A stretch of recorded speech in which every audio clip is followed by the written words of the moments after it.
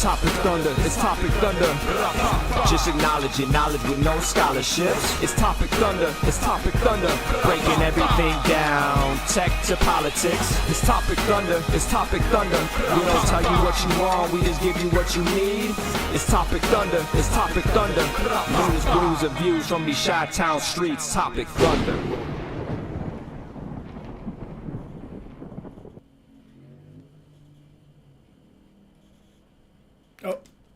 Well, hey, ladies and gentlemen. Hey.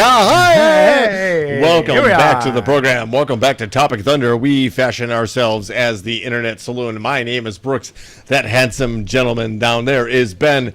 And we fashion ourselves as infotenders. And if you're new to the show or a regular, you have entered the world's most dangerous chat zone.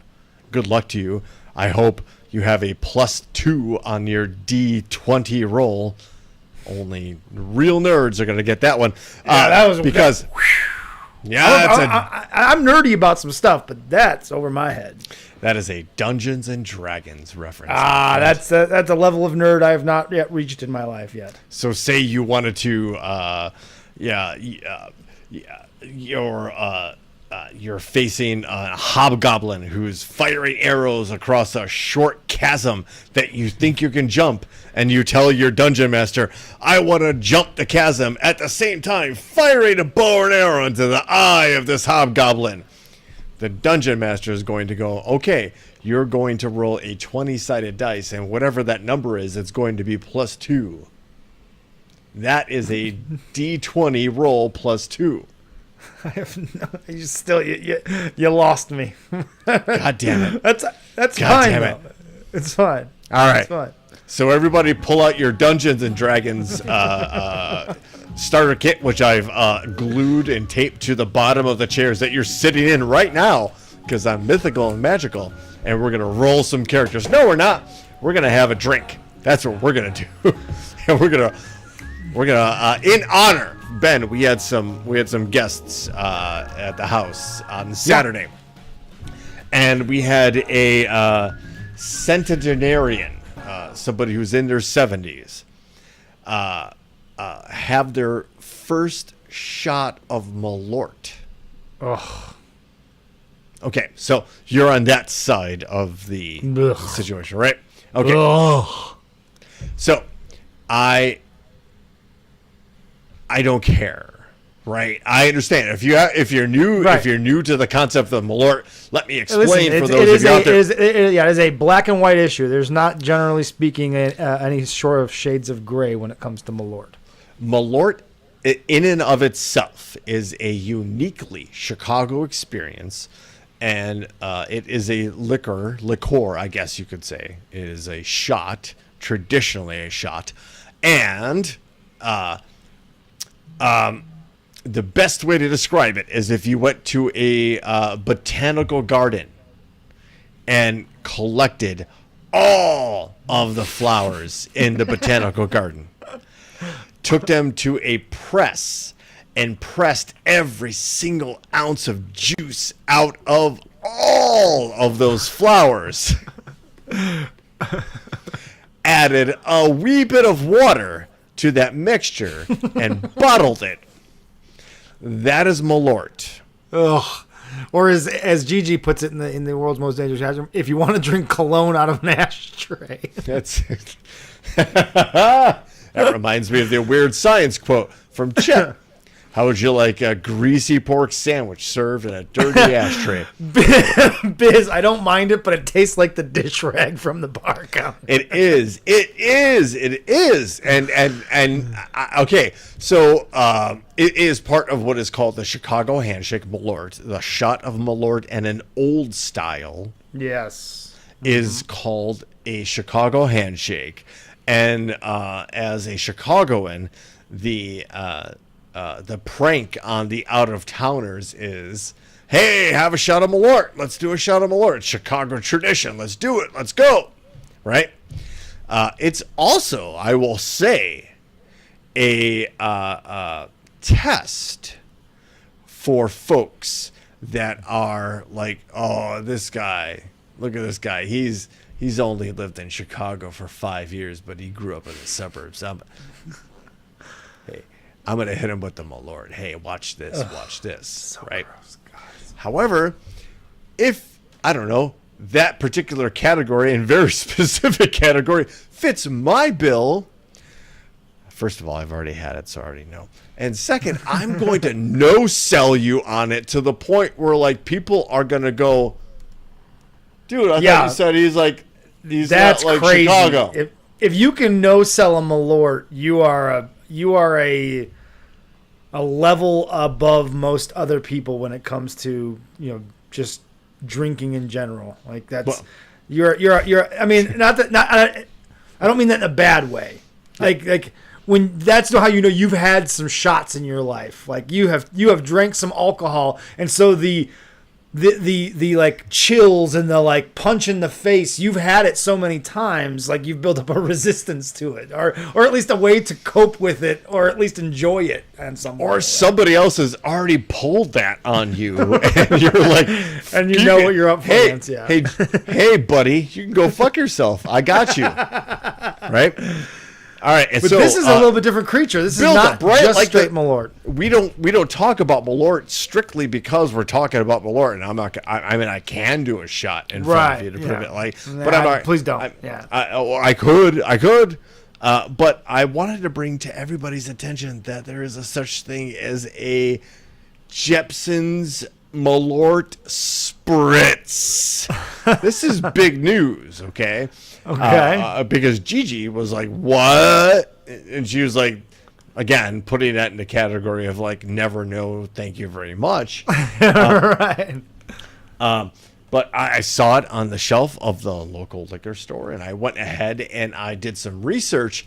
And I will tell you this. In researching this, I would normally post the actual website of the manufacturer or brewer of the product. Right. Mars Community Brewing Company, as this untapped listing says. However, if you peruse the Malort and the Mars Community Brewing Company websites, you will not see a reference of this product. Interesting. Which means it is the ultimate, like, underground, check this out kind of deal. off the menu item, right? Like, right? Underground menu kind of deal. Yeah. Okay. So I'll show you the cans up close because that's what we do here, right? Like, it is a very like standard, like very cool, like shield-esque placard kind of can. It looks like a shitty beer can. Yep. It tells you like up front, this is built for people of an older generation. It does, yes. It says if you are under the age of 40, do not drink this. Right, like you're going to be challenged. Yeah, you're not going to like this. If you're under the age of 40, do not drink this. You're probably not going to like it. And in a hush moment, to be honest with you. Because they only exist in the third ring of hell. Welcome. What in trying to find a website that describes this as in any way, Untapped did as spritz made with Malort, grapefruit, hibiscus, and lime. Which, if you know Malort, we really don't need the grapefruit. We don't need the hibiscus, but the lime is a welcome addition. Yeah, lime is generally a welcome addition to any drinking situation. Lime seems to make everything better when you're drinking. Truly. No matter what the drink is. Yeah. I've gone from lemonade in the fridge to limonade just because it's better. Ironically, I am drinking a key lime seltzer water, or not seltzer water, sparkling water this time. So the key moment to this long segment. Yes, very long. This might be the longest drinks we've done in a long time. But is this very moment? Yes. Oh, because everyone's been patiently waiting to find out how many Brooks bolts this is going to get.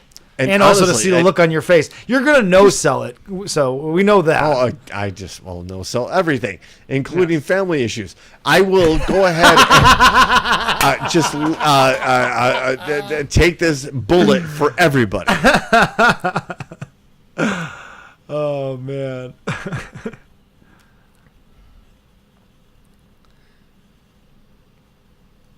Oh, shit. Oh, my shit. Okay. I mean, okay. So the overarching clouds on a cloudy day are the Malort taste. It is nowhere near as potent. Gotcha. They've drowned it. They've drowned it in some grapefruit, hibiscus, and lime.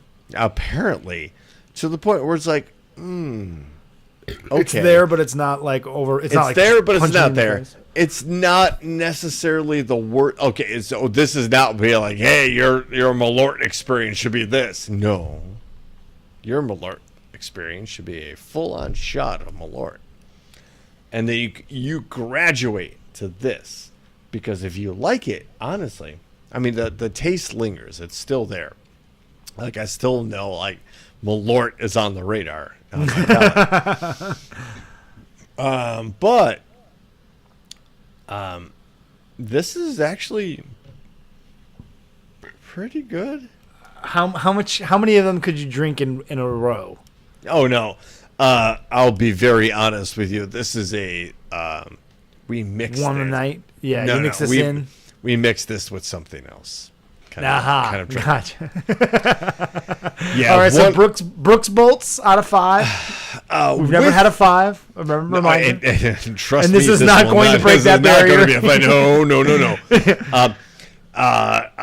Given that this is more of a mixer now, in my opinion, than a like drinkable, like, hey, I can't wait to get home and polish off that 4-pack of Malort Spritz. I think this one is a solid 3. Interesting. And it's the versatility of the liquid. And that is a Rough Me Up song. Versatility of the liquid. Hello! Welcome to Headlines. It's the most creative.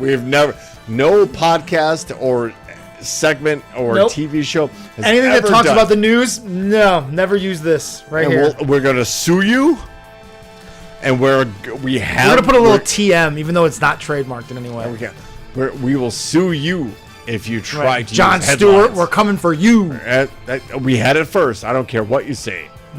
Will face us in litigation. I think they'll win. They will definitely win. It's a fool's errand, honestly. But it makes for entertainment as we enter something not so entertaining, but very explanatory. Ben, you and I have a similar kind of mind hive brain, although we differ in very specific in certain areas. We for sure have a difference of opinion in certain areas. Sure. And one of those areas isn't who causes inflation. Right. I have seen, and you have seen, Ben, and everybody listening in the world's most dangerous chat zone, Thunderdome, have seen people posting, reposting, and making their feelings aware of who's in charge of inflation. Right. Biden's fault. It's the government's fault. The world was better 4 years ago, which, truth be told, in no way, shape, or form is, 4 years ago, we were in lockdown. We didn't know what was going on. We had an inept government trying to do everything it could to milk money out of the system while a global pandemic was raging and killing 90,000 Americans a day. And we told everyone to quit their jobs and then handed out PPP money to businesses who just stole it and put it in their pockets. I'm drinking in my Malorts. But none of that contributed to inflation. No. None of it. No, it's Biden's fault. No, it's a president who's. I need a boogeyman. Ben, I need somebody that I can post online and I can go, this guy's reason my life sucks right now. Which is infuriating, Brooks, as you know, because I am okay. Let's do that. Let's find the person to blame and blame them. But let's find the right person. And the right people are these fucking corporations. This Kroger merger, not only did it expose and in front of Congress, I believe it was Congress, right? Yep. In front of Congress, on the record, the Kroger admitted that they raised prices just because they could and didn't lower them back down. And if this, that's one thing. If this merger were to go through, if Kroger is able to buy Albertsons, we covered this story, I think, last week, if not 2 weeks ago, right? They and Walmart will control 70% of the grocery market. Two companies will control 70% of the grocery market. Two companies who are cozy, by the way. And we've talked about this before. There doesn't have to be an email sent back and forth between the CEOs. There doesn't have to be anything in paper that a paper trail of any sort. There doesn't even have to even be an actual conversation between the two companies' board of directors for there to be an understanding that if we control 70% of the grocery market, we set the prices. And when an opportunity presents itself, like, say, a global pandemic that interrupted the supply chain and 100% did affect for a very short period of time the ability for these grocery stores and commerce in general to run smoothly. Because remember, we shut everything down, so everything had to start back up, and it takes a little bit of time to get the wheels back rolling and such. But they never brought the prices back down. They never intended to. That's what we're finding out. I shared a clip on my social media, Brooks, which you commented on, where it was which was the I forget now, but it's another food distributor. I want to say Nabisco. I think it was Nabisco. Where the guy straight up, they ask him why not be a hero? Why not be the hero and come out and say, we're slashing all the prices, we're bringing them back down to pre-pandemic levels, everything's going to be great. Your company would be a hero. That's how it was framed. The question was framed to the guy. And the guy didn't miss a beat, and he said, people will pay those prices, so we're going to continue to charge them. We think our products are worth that much.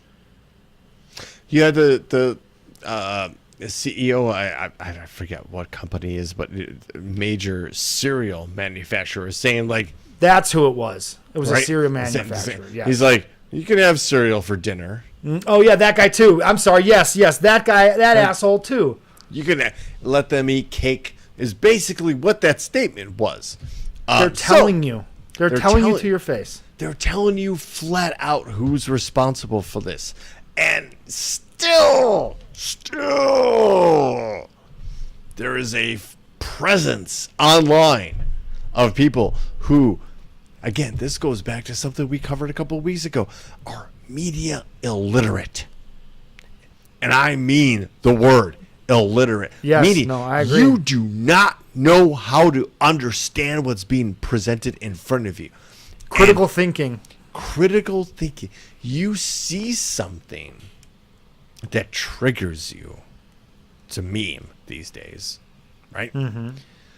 And you fail to research that, at the very least, highlighting and copying and pasting the topic or the headline into Google or Edge or to whatever the fuck Apple uses, and looking for other sources of information for that.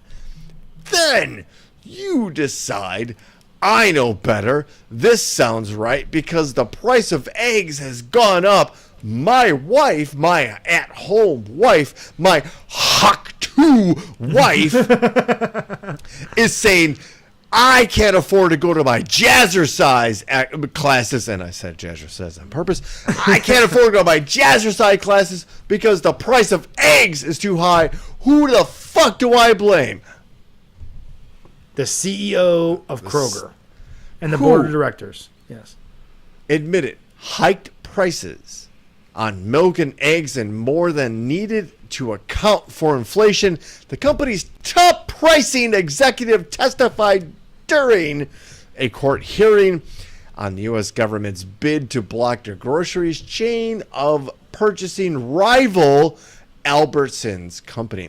By the way, if that merger goes through, there will be only four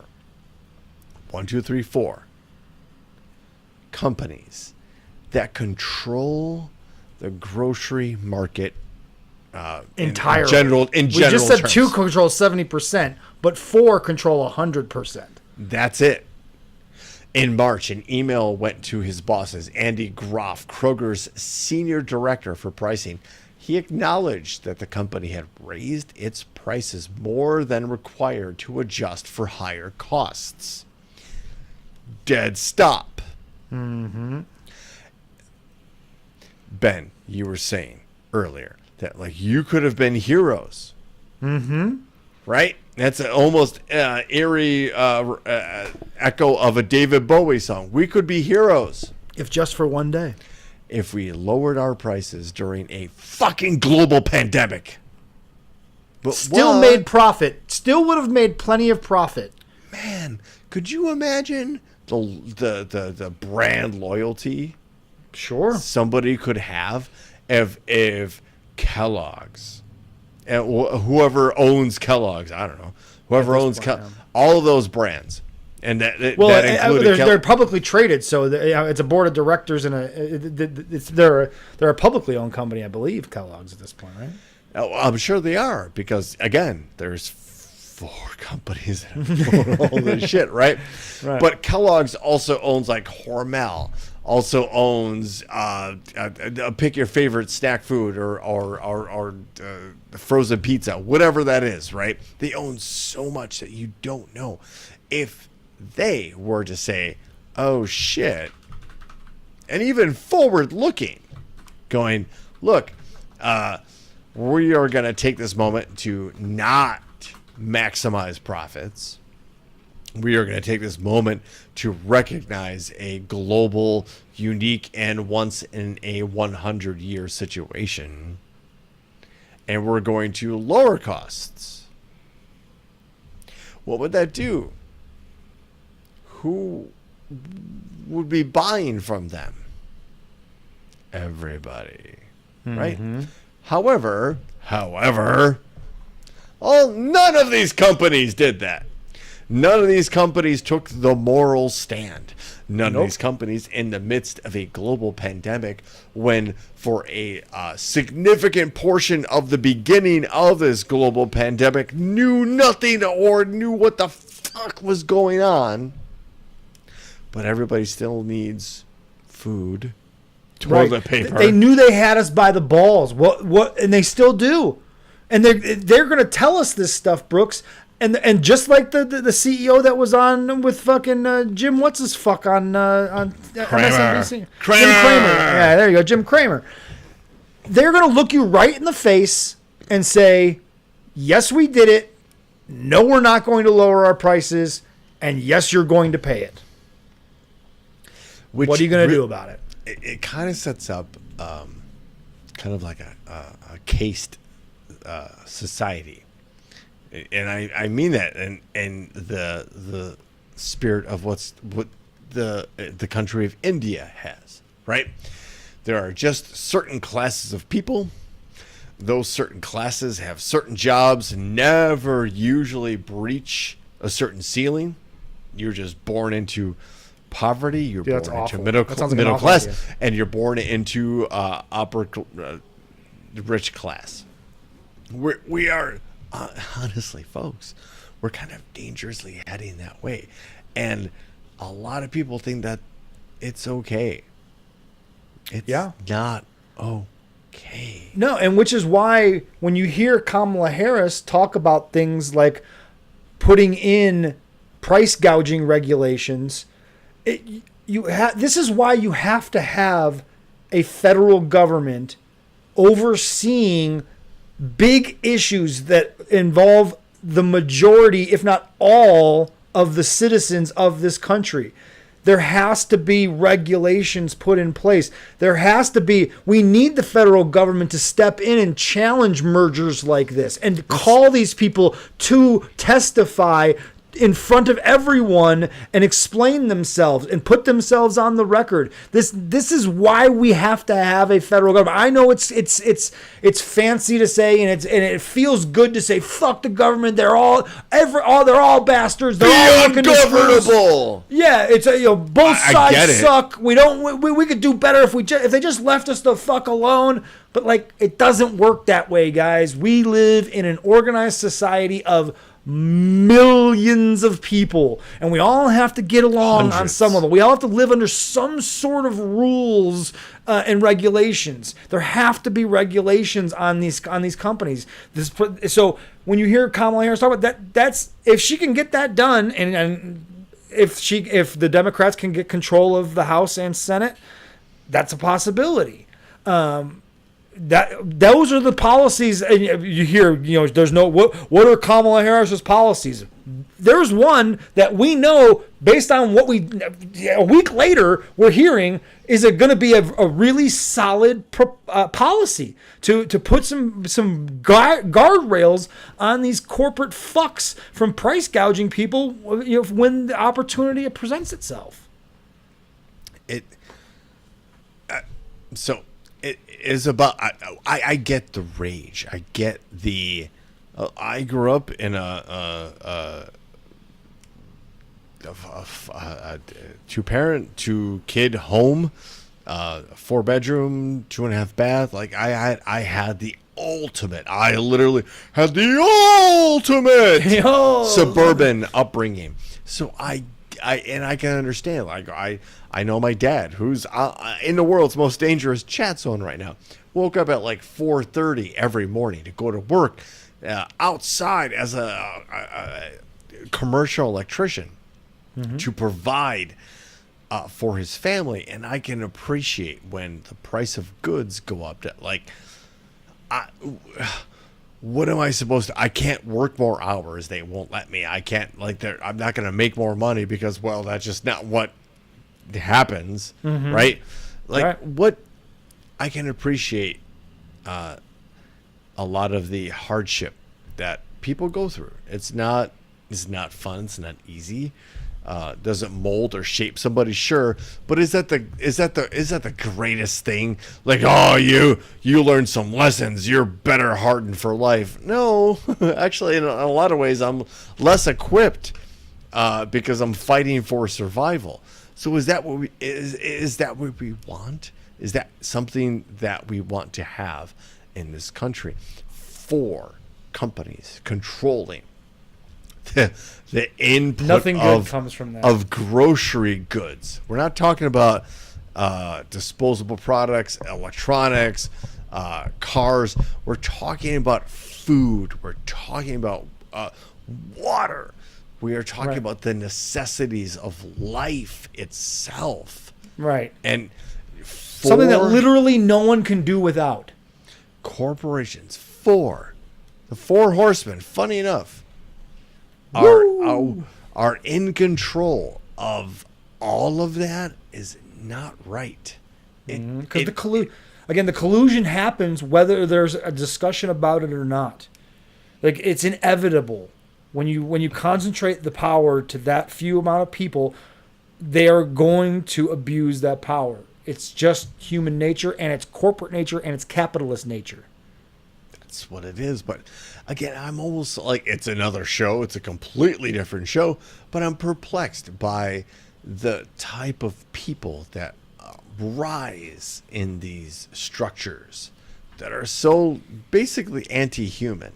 But speaking of which, that's a different. Speaking of people that rise to CEO level and get very rich.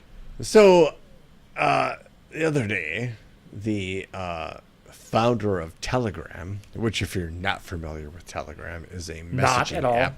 You should Gotcha. be. We have mentioned it on the show. I'm familiar with the name. I have never logged in or I've downloaded the app. I've never used Telegram ever. It's a WhatsApp. It's a Discord-esque application where It's a shady kind of chat. a Reddit. To Got it. throw that in, right? It's a bunch of posts and then conversations and rooms and certain sub-threads, discords, whatever you call it, right? This is from NBC News, and we still trust them.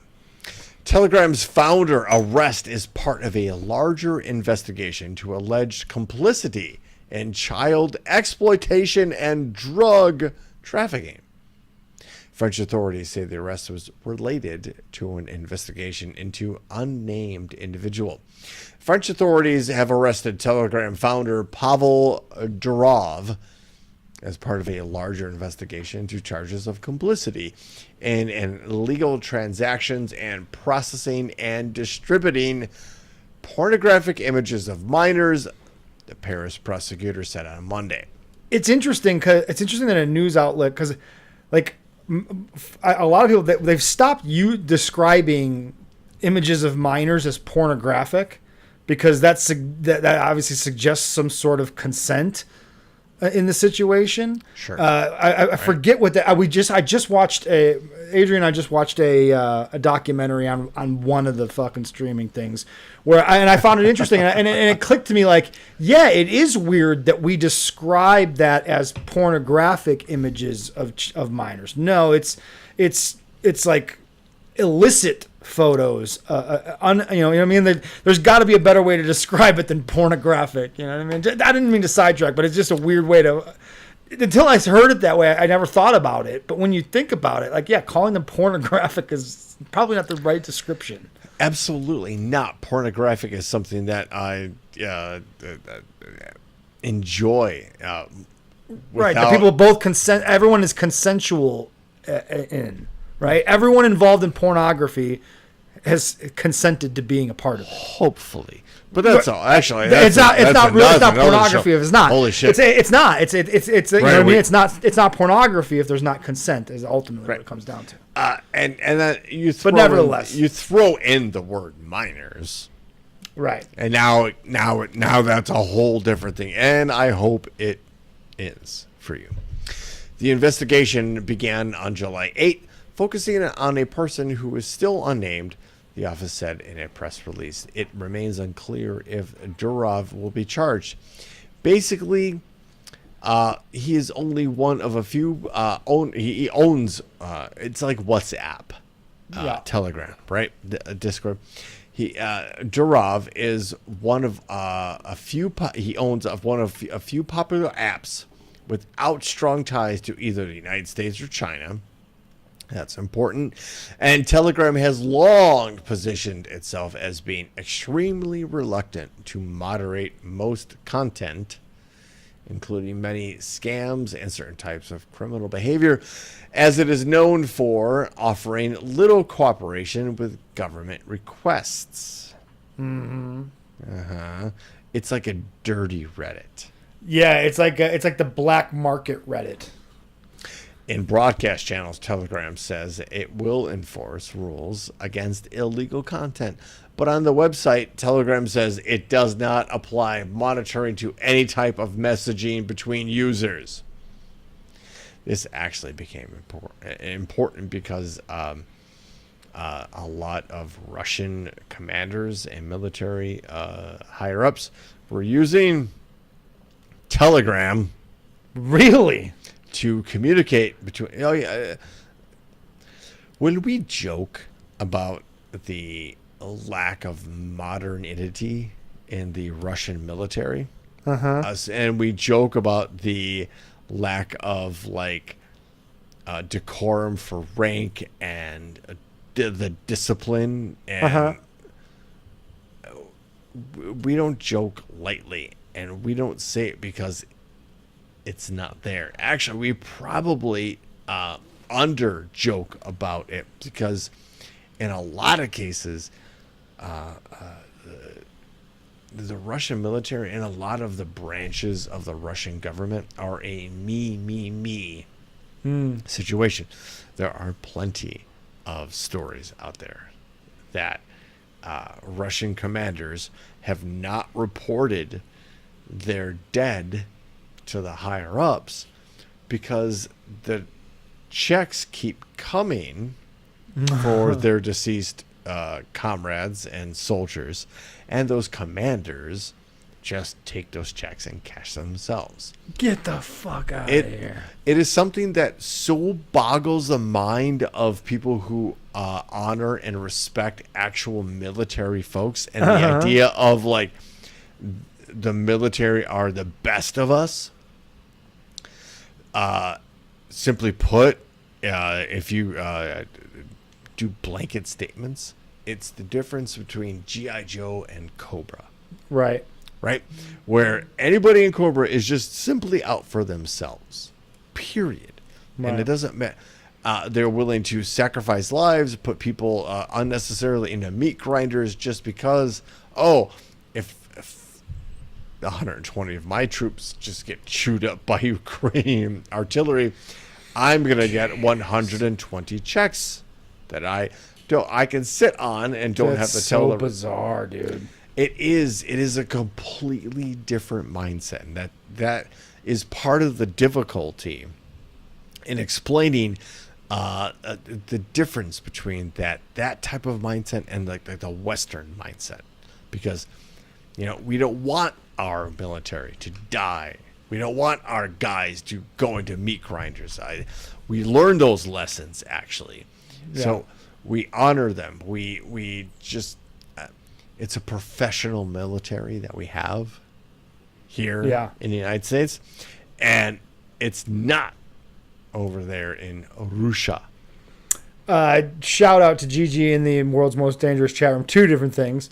First, that's where I remember Telegram from. The Proud Boys did a lot of communicating, and a lot of January 6th conspirators from including the Proud Boys used Telegram for their messaging amongst one another.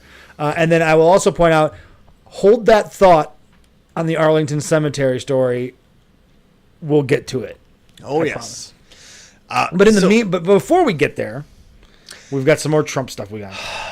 It's a long form story. And yes, I sighed because I'm not going to be able to get to all of it because we've already spent 40 minutes going over two different stories.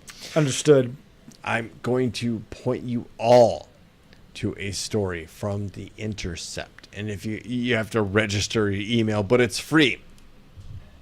And it describes a lot of reasons why the media will not report the absolute truth about Trump.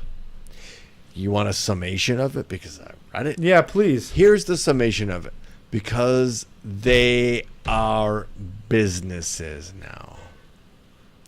Sure. No longer exists the idea of getting the truth out there and being the first to get the truth out there. It's about clicks. It's about viewership. And in that mode, what they call the horse race theory, they are going to promote both horses equally because it generates clicks. It generates views. It generates viewership. Right. Because on one side is a problematic machine tied to Democrat named Kamala Harris. Mm-hmm. On the other side is a well-known criminal element that has promised to strip back many, many, many, many of the things that we take for granted here in this country, especially if you're a female. However, the media, in their effort to drive profits, are promoting this like it's some kind of split decision. Right, like, yeah, it's a close race. Who should you possibly choose? Right. Look at this person. What are Kamala Harris's policies, and why will they not prevent World War VIII? Those are headlines. Those are headlines. But they don't hold Trump to that same standard of what are his fucking policies to not have World War VIII? Tell me a policy that man has mentioned, and I will buy you a. Yeah, because even the abortion thing, he has not.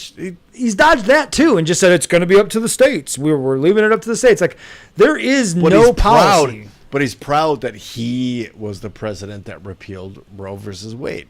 So because that appeals to his base. Yeah. It's just whatever comes out of his mouth. Have we not all met somebody that we've gone, you talk a really good game. That hairpiece is terrible. But because I know how you dress, how you talk, how you act, how you emote, I know you're bullshit. Mm-hmm. Some of us haven't. I've met I've met a lot of professional wrestlers along the way, and that describes many of them. It's the worst because that drives me the craziest because they're the ones that can't smell the work. Right. You are a fan of professional wrestling that you admit you know that it's a work and you proclaim to understand how it works. But you're like, this guy. Yeah, he's different. He's not establishment. That's like I don't know. No, he's a piece of shit. So, when the Trump campaign barges their way into one of the most sacrosanct areas of this country, and I mean Arlington Cemetery, next to, if not close to, the tomb of the unknown soldier. Mm-hmm. And upon being told, sir, with all due respect, this is not an area allowed for a political campaign to take pictures. Apparently there was a physical They were trying to use it as a photo op? They were. Gross. You absolutely saw online Trump posing in front of a grave marker and a tombstone of a dead soldier with that shit-eating grin on his face and a thumbs up literally behind a tombstone. A thumbs up. Oh, yes, I have seen that picture, yes. A thumbs up. Who's at a grave site and when they take a picture, it's thumbs up. Like, the man has no concept. Like, again, if Joe Biden did that, they would be like, what is that old man doing? He doesn't even know where he is. Ben, but crickets. I have no right to quote this song, but I am about to quote this song. They not like us. They're not. Two members. Oh, and by the way, there were members of the staff of Arlington Cemetery. Again, where our dead soldiers are buried. Literally, again, the most sacred, hallowed ground. If you believe in this country and you believe in what this country stands for, the most holy of holy monuments. Those who gave it all, literally. Again, if you're into that kind of thing, but at this point, let's all be in for that. Two members of Donald Trump's campaign staff had a verbal and physical altercation Monday with an official at Arlington National Cemetery, where the former president participated in a wreath-laying ceremony. NPR has learned. A source with knowledge. I don't think anybody on NPR would go public without having serious sources. Right.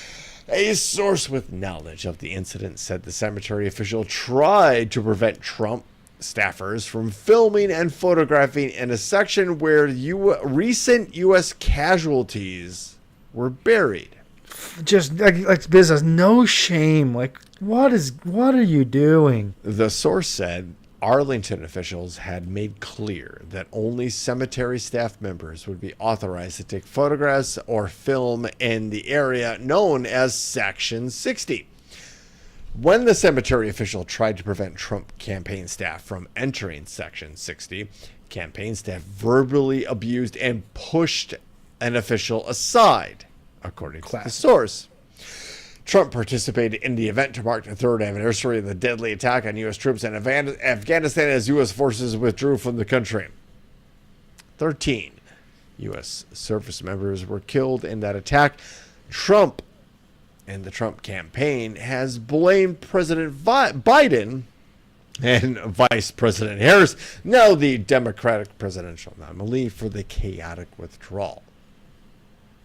Not mentioning the 5,000 Taliban soldiers that Trump and Mike Pompeo, Secretary of State, agreed to release prior to that release, and set a date that was virtually impossible in their treaty with the Taliban for the then Biden administration to fulfill.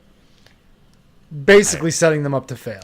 I will say that could the Biden administration done better at that point? Yes, absolutely. Could they have handled it better? I think so. Probably, Maybe. yeah. But we're looking at it in hindsight. And they were faced with probably some ginormous military, strategic, and diplomatic hurdles that we'll never know. We will never know and never be able to understand or contemplate. Because on the chessboard of this globe, even the move of one pawn shakes the game board, right? So you don't want to, you want to take military action and considerations very seriously, where they go. Almost too far, if you ask Ukraine, but we'll get to that in a little bit. Speaking of Donald Trump saying fucking ridiculous senile shit. Oh, if you don't believe that Donald Trump isn't covered fairly in the media, just imagine if Joe Biden or Kamala Harris or Tim Walz said something like this. I look at California. I gave a speech. I had a crowd so big. I said, "There's no way I could lose California," but automatically they mark it down if you're a Republican as a loss. That you lose by 5 million votes. I said, 5 million votes. I guarantee, if Jesus came down and was the vote counter, I would win California. Okay. In other words, if we had an honest vote counter, a really honest vote counter, I do great with the Hispanics, great. I mean, at a level that no Republican's ever done.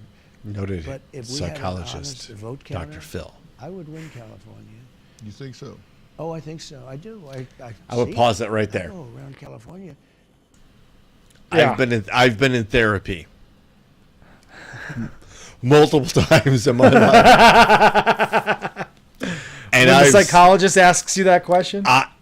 that's like the psychologist or psychiatrist asks that question exactly after I said some crazy, stupid shit. Are you sure about that? Are you sure about that? You really think so? So, okay, first of all, fuck you, Dr. Phil, because he's just a piece of trash. He is. He's just one. Truth bears out like he's a human garbage piece, right? Yes. However, that again, if we go back to that clip, because he's not done. Because he's not done. He's not done.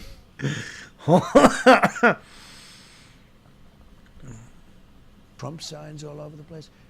It's a very dishonest. Everything is mail-in. They send out 38 million ballots, I think it is. 38 million. 38 million ballots. They send them. I look at California. I gave a speech. What like again, he's already sowing the seeds for the loss. Like there's again not talking about policy, Show me where he talks about policy. All he can talk about is how he's being cheated and then talking about Kamala's race or her gender or her laugh or her crowd sizes or his crowd sizes, because that's where that whole thing started. Again, he's talking about crowd sizes. Even after Obama roasted the fucking shit out of him about it, he's still out there fucking barking about crowd sizes. Tell us a policy. What are you going to do? Is there any sort of policy you have to keep groceries? Like Kamala Harris is going to try to stop price gouging. At least that's a policy. What are you going to do, Trump? I'm going to win California, and if not, they cheated me. Like, Right. Shut the fuck up, man. Of all the states to claim that you would win, you had to invoke Jesus effing Christ as the vote counter to think it was the state that who won. No. Let's be very clear. Are there even 38 million people in California? They're actually Maybe, okay. maybe, but let's be very clear. How many voters? I'm gonna look this up. Hold on. There are 3 states that a Republican will probably never win for president. Those states are, in no particular order, Illinois, New York, and California. Those 3 states happen to house the 3 biggest population centers in this country. Therefore, hitherto thou and vis-a-vis, Donald Trump will never win a state like California, despite him seeing Trump flags everywhere. That was the scientific evidence he provided to support his argument. He saw Trump signs everywhere, so there is no way he could have lost that state. No, he said my crowd sizes were so big that there's no way I could have lost. Now, keep in mind there is 22 million registered voters in California, which is 82.91% of eligible Californians. Okay, so 38 million is a far cry and a farce. Right. Also not accurate. Yeah. So what a surprise. Trump didn't know what the fuck he was talking about. Imagine that he's just winging it. But that's what some of you like, right? And I don't mean you watching. But there are people that like winging it. Like, and they believe him.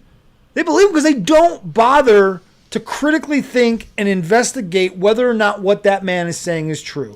Even in the face of knowing, even when you say something online and someone tells you what you believe is not accurate and you dig in and my favorite thing, and you can, we talk about that, but my favorite thing is when I say, someone points out, this is not accurate. And instead of going, okay, in the face of new information, I'm going to at least reconsider my position. No, they attack the fact checkers. Mm-hmm. Well, that website is biased. Oh, it's the government that says that? You can't believe the government. Oh, it's this website? You can't believe that one. It's just, they cannot accept reality when it comes to that man. They legitimately will not face reality with him for some reason. And I'm glad we're done with him after this. He's not running again. No, he's not. We're not. It's done. We're done with November. him. We're not done with this movement unless there are serious steps taken to squash. And I mean, not be kind to. And I don't mean if like Harris obliterates him. If it's a landslide victory, and she just obliterates him in the electoral college, isn't that a sign that that movement is dead? No, because Hitler lost an election too. So what you need to do, what needs to be done is that the MAGA movement, because that's not the look, the Republicans, as most of us who are above the age of 18 on this podcast, what we know as Republicans, that party is done. Yeah, doesn't it is gone. We say GOP, the old elephant, all of that stuff. That no longer holds any meaning. It is MAGA now. And that happened. That happened in Germany in the mid 1930s. That happened. The model is there. The history is there. That there was a look. It's a silly quote from a Marvel movie, but in Captain America, Captain America First Avenger, the Jewish German scientist who created the super soldier serum, literally said the first country the Nazi invaded were Germany. They took over.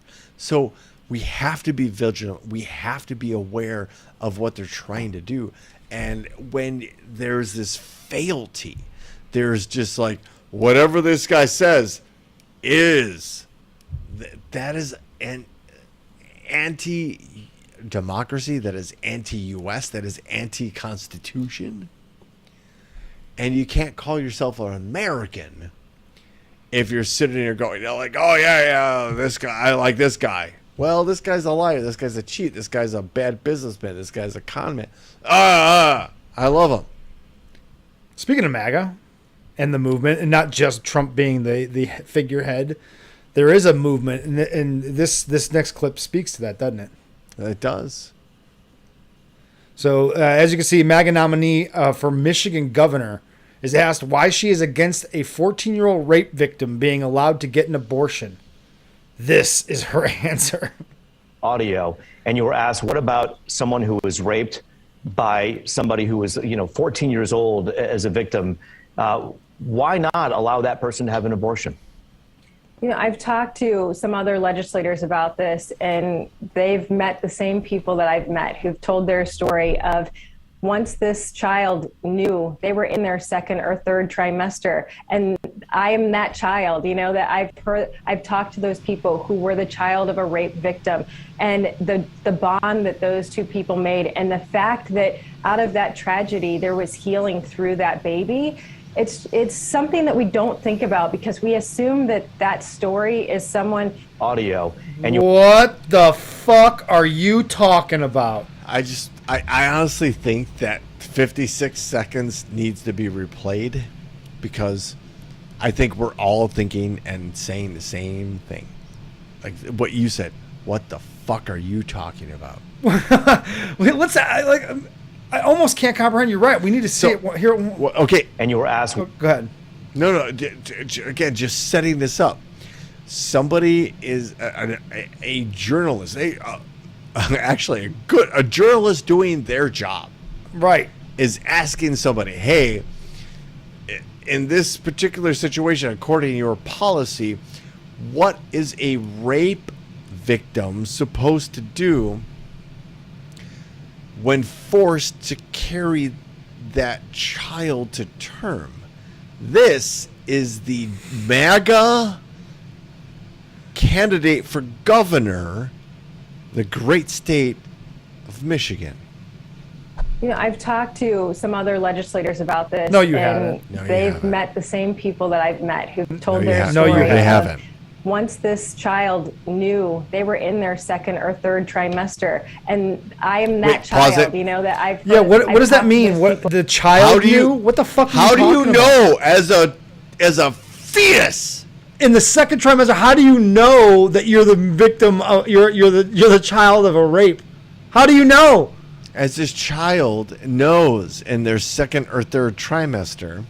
You mean the one that's barely growing hands and is attached umbilically to the mother for nutrients and sustenance, doesn't breathe oxygen, is in a weird embryonic sac full of fluid that we totally do not appreciate. Right, and she's that child. What is she? The victim of a rape? She's literally, not only is she telling you that she talked to these people, she's telling you that she's that child. Who were the child of a rape victim, and the bond that those two people made, and the fact that out of that tragedy there was healing through that baby. It's something that we don't think about because we assume that story is someone. Audio. And What? Yes. You're right. Actually, she has a fucking point. Because you're right. It's something we don't think about. Because it's so fucking crazy to consider that you're happy to have and be forced to bear the child. She definitely suggested that she is the child of a rape victim. That's what she. Now we'd have to look her up to confirm that. That is Tudor Dixon, MAGA Republican candidate for governor of Michigan. That's I mean, I don't even. I feel weird. Look, is Tudor Dixon a rape? I can't even Google that. But that's what she said. That's what she said. So she doesn't that's know bad what shit. Look. Let's be very clear. She doesn't know what she said. Yeah. I think she's also saying. I think Ryan might be right. She's saying that if she got raped, she would keep her own rape baby. No, she wouldn't. Probably not. No, that's fucking wild. I can't. We don't even need to spend any more time talking about that asshole. Who would? No, we don't. Speaking of assholes, let's talk about this asshole. Let's talk about these two assholes. So shaking hands with each other. We had earlier this week. Not only RFK Jr., noted anti-vaxxer and noted kind of crazy person. Generally. Yeah. A weird fascination with animal carcasses. A weird fascination with just weird. Just weird. You could have stopped right there with just weird. He's just weird, yes. Yeah. Weird dude who, as somebody who has an estranged family member, and I'm only one of two, if I had 7 or 8 of my siblings come out publicly and write letters saying, my brother is crazy, he's not fit for the role of presidency, he's actually not fit for much of anything, let alone a driver's license, which they have done. Bro, if Trump wins, he is very likely to be the head of Health and Human Services. Well, I'm glad you said that because there's been kind of like a quid pro quo going on here, right? Between like him and Tulsi Gabbard, between those types of folks? Here comes RFK Jr., who was strategically, if we follow what we have been following here on Topic Thunder, meant to try to, strategically, his campaign was meant to wedge Democrats. Yes. Right? Funded by Trump campaigners and Trump PACs. The money, the trail is there. It's well documented. RFK Jr.'s campaign has wholly been funded by Republicans. And then you have our friend Tulsi, who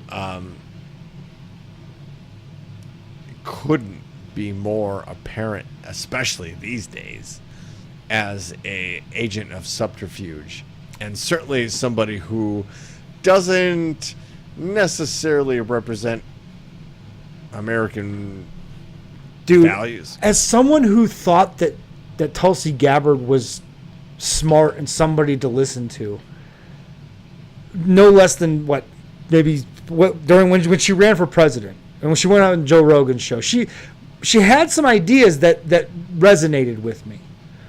But the fact that woman is now going to die on the hill of the Democrats are using their law enforcement and judicial power to illegally prosecute Trump.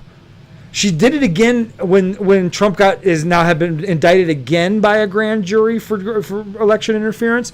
She's constantly wants to die on this hill of I'm no longer a Democrat because they are wielding their power to unjustly hold Trump accountable for crimes that he has obviously committed. It is a bizarre hill to die on, and Tulsi Gabbard is staking her claim. And the only reason you can think of that why Tulsi Gabbard is doing what she is doing is because there's a job at the end of this. There is like a quid pro quo, like you said. You come out and get me all your Tulsi Gabbard followers to vote for me, and I'll get you a seat at the big table.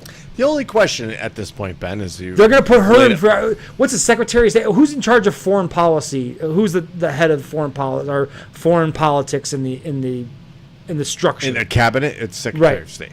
Right. So she's going to be Trump's Secretary of State. Watch. So you're right, and we actually have actually tracked throughout the course of our conversations on whatever podcast we've been on, Ben. We've actually tracked exactly what you said. You have come from a situation where you thought she was the alternative view, she was the alternate voice, which many people have. And I'm not trying to shame anybody. That's not what I'm about, especially with you, right? Sure. No, I get it. No, listen, man, I got to own it. I was carrying the flag for a minute. Here is Tulsi Gabbard coming out and saying all these terrible things about the Biden-Harris campaign and squarely aligning with Trump. This is the reaction from Russian TV. Let me state, there's no such thing as non-Russian state-controlled TV. Right. Yes. Right? So every person you're about to see is an agent of the Kremlin. And these are their thoughts about Tulsi Gabbard supporting Trump. Ну дайте им американцев поставлю там тущи, наши подружки, что говорят, тущи How is that translated? I think what we're seeing here. Говорят слова Байдена про смену власти в России. Мне кажется, что это не оговорка. So, what the announcer just said is something along the fact that our girlfriend Tulsi Gabbard is now aligned with us, right?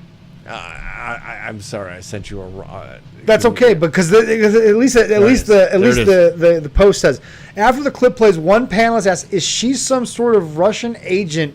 The host quickly replies, "Yes." You told me this, and giving credit where it's due, man. This is exactly what you called out on her when I was carrying the flag for her. You, in private conversations with me, were like, "Dude, you might want to be careful about this one." Since that moment, little by little, she has exposed herself for being a complete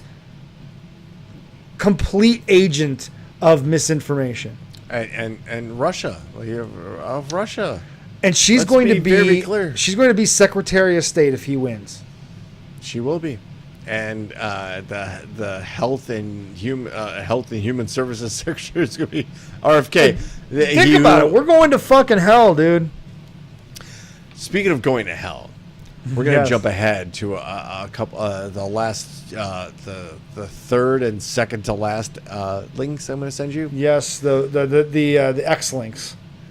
We had yesterday some really awesome storms roll through the Chicagoland area, and we normally don't cover the weather or anything like that, but when you see weather that is captured by awesome photographers, this particular picture by Barry Butler, please, if you love Chicago and you want a great picture of a skyline or the lake or anything of Chicago, go to Barry Butler's website, and you can download prints, you can buy prints.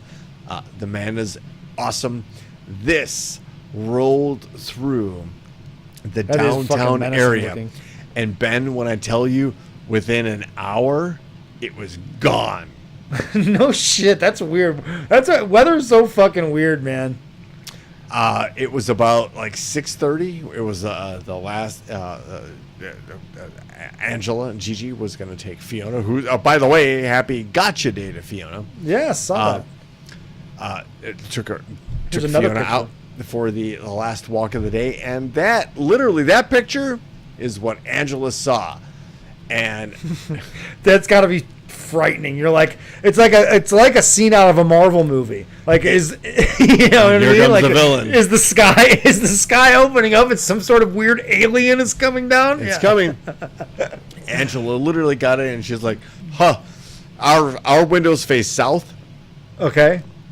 This was kind of coming, curving towards the north from where we live, and she's like, "Huh, if you look south or you look north, it's coming. It's coming." You better believe Mr. Storm Chaser had the weather apps up on all models. I did. I'm such an old man. Like, I was like, "Oh, look at the radar.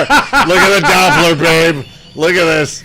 It might miss us. Evanston's getting killed right now." Oh, I could picture in my head that it's you, and I totally believe it. That's so incredible. So the sky started getting like weird and dark and green, and I like stepped out on a balcony and I looked up, and like sure as shit you like saw like this wave coming through.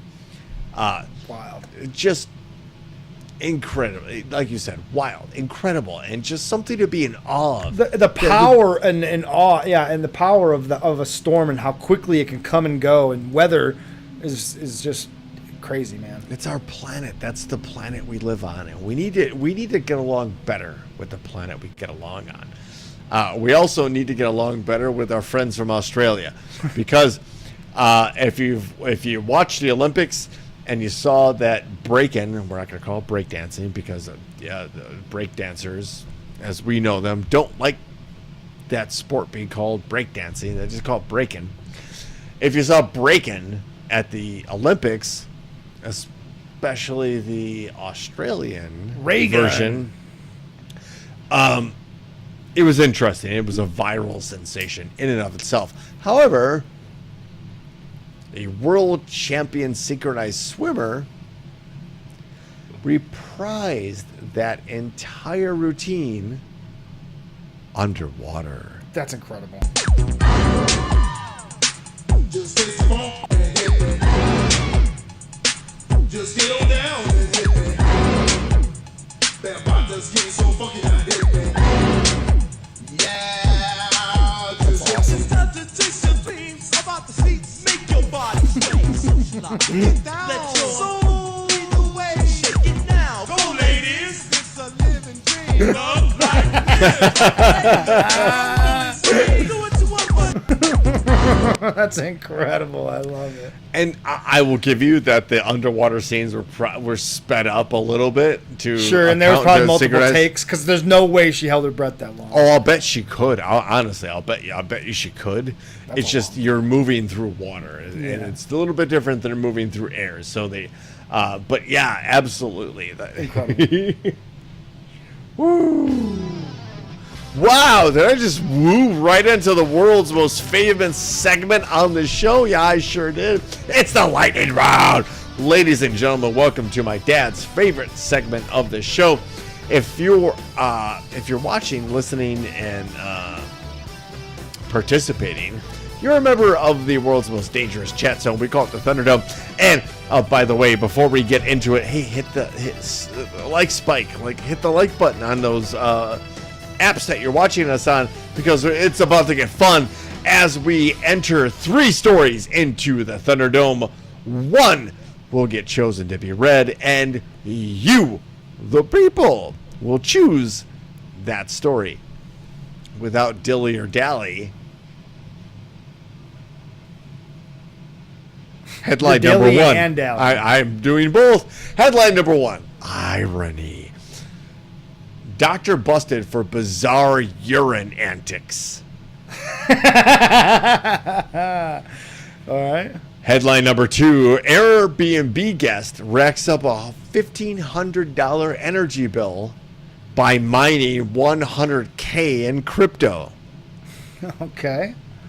And headline number 3, Jaws of Life stolen from Oakland fire crew, public's help sought. Man, I was really hoping that the human dragon story that our friend Billy Wack posted couldn't find it. So it's I couldn't find like. man, I saw it. I was like, it's one of those citizen. I think that was a citizen app alert, and that's not a verifiable source. I couldn't find it. Believe me, if there was a human dragon walking the streets of Chicago, this show would cover it. Indeed. All right, let's hear him one more time so people can vote for him. By the way, I'm noticing while we're doing that, I happen to have, for some reason, the comments on from your feed of the show on your Facebook page are not showing in the chat room, the world's most dangerous chat room. There was a Heather Pritchard that had commented. I don't know who that is. And then shit. Yeah, our good friend Joe, little Joey, made a couple of comments, but that was about an hour, 45 minutes ago. So interesting. We've had some new settings, so there might be something that's not checked properly. I know another buddy of mine who also uses Restream had some trouble getting the comments to appear in the chat room. So it's something that we may have to work out the kinks for next week, but we'll get that figured out. I've vamped for you there. Thank you, and to Heather, to Joey, thank you for especially Heather. I haven't talked to her for years. Yeah, she chimed in on the groceries. The Australian guy. Boom. Hey. So, again, I hope everybody's exercising their right to vote. It is the vote and the democracy that this entire country is dependent upon. So, we'll go one more time. Yeah, one more time, because we've strayed a little bit, so now we definitely have to give them. We definitely have to, because I'm hungry. And yes. I don't know the last time I've been to the smokinggun.com, but here we are. Headline number 1, doctor busted for bizarre urine antics. Headline number 2, Airbnb guest racks up a $1,500 energy bill by mining $100,000 in crypto. That is genius. Alternative headlines. Dr. Piss, which is also a great Me Up song. Yes. One of my favorite B-sides of theirs. Yes. Crypto shortcut and Jaws of Life, the real skeleton key. Headline number 3, Jaws of Life stolen from Oakland fire crew. Public's help sought. All right, we've got 2 votes for number 1. Another number 1. You're in trouble. Number 2, a number 3 out there. So number 1, we have a number 2. We have a number 2. Number 1, Ma Jordan, VIP Ma Jordan. Gonna chime in, going for Dan number 1. from Brooks to vote in too. And as you're seriously considering your vote, which I know you take sacrosanct, I want to remind you that we're here every Wednesday, usually 7 p.m. Central Standard Time. That's that I'm here in Central. Ben, you're in Central too, right? Yes. Yeah. That's convenient. So 6 p.m. Eastern, 7 p.m. Central, 10 p.m. Pacific Time if you're into your time zones. It's called Topic Thunder, and we appreciate all of your support. But please, click that like button. Please. Whatever medium you're watching on, I'll cut all the chase aside. Please, just hit that like button. That promotes us and this conversation, which is much needed across all of the spectrums. And if you know the algorithms, the more likes, the more traffic we get. So, folks, one more time. Dr. Urine, Dr. Piss, I think, is going to win this one. We don't have many votes, but Dr. Piss has got the most. Well, let's do it. Headline number 1, you voted for it, and here it is. Doctor busted for bizarre urine antics. A 59-year-old internist sold his Florida medical practice in 2022 to a fellow doctor. In recent months, Baloo reported become upset and over the business when the purchaser, the buyer, Dr. Dinesh, who runs an affiliated health clinic outside of St. Petersburg. The court records, it gets a little weird. It's the smoking gun. I'm trying to read this at the same time. The smoking gun, that's a wild one. Yeah, really. That's a blast from the past right there. Investigators allege that Baula went to Dinesh's office on July 30th and soaked the front doors in, quotes, gallons of fluid, which had the odor of urine, end quote. Ew. On August 17th, Balua allegedly returned to the property and again unleashed a cascade of the rank-smelling liquid. On both occasions, cops say Balula and his vehicle were recorded by surveillance cameras. The urine-smelling liquid, quote, soaked into the front wooden doors, causing irreparable damage, end quote. Replacing the door will cost $1,500, according to the arrest affidavit. That's crazy. Gallons. That's why it took so many months to like kind of recharge, right? Yeah. Just imagine every time you had to go pee, that your sense of revenge and pettiness Was dictated so deep. you not only bought and probably emptied out gallons of milk, water, whatever it was, plastic bottles, right? And then collected all of your urine in it to soak a door. Gigi says she could get you get you gallons in a day or two. I have never seen a smaller bladder in my life. Piss saver. He is a piss saver. I like to expel my piss, and it's kind of what we do here at Topic. To put a bow on it. To put a bow on the whole thing. Expelling our piss is basically what we do here for an hour and 20 minutes. Congratulations, everybody. You have become my therapist, and I am on your couch.